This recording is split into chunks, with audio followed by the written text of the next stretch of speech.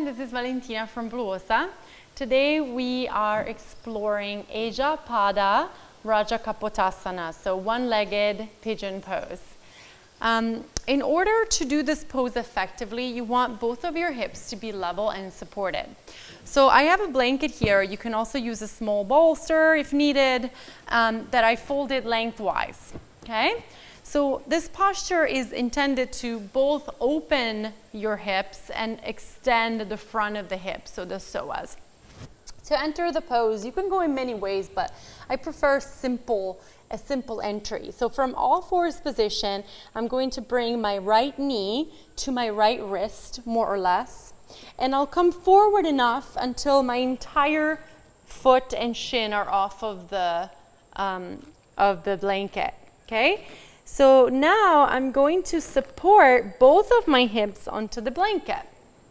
I'm going to look back and ensure that my left leg is completely in line with the center of my body, or with the left hip rather. And I'll come up and sit tall for a moment. Let the hips sink down, but find some engagement into the adductor, into the inner thigh as well. Okay, so I'll take another deep inhale, lengthen my spine, lift my chest.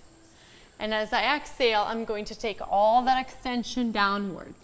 Now, because I have some support underneath my hips, I'm going to want to maybe elevate the support underneath my head as well. Okay, here I can even stretch my arms forward. When I'm ready to come out, I'll come out and slowly take the foot back. There's a few things that I want to show you from the front here. So one of the biggest things that I notice is that a lot of the times the knee will come too close to the ankle, okay? So this pose is too different than what the actual pose is, where the knee has to come wider than the hip, okay? So you're making a triangle pose, or triangle shape rather. The second thing is there's this common misconception that the shin has to be parallel to the front of your mat.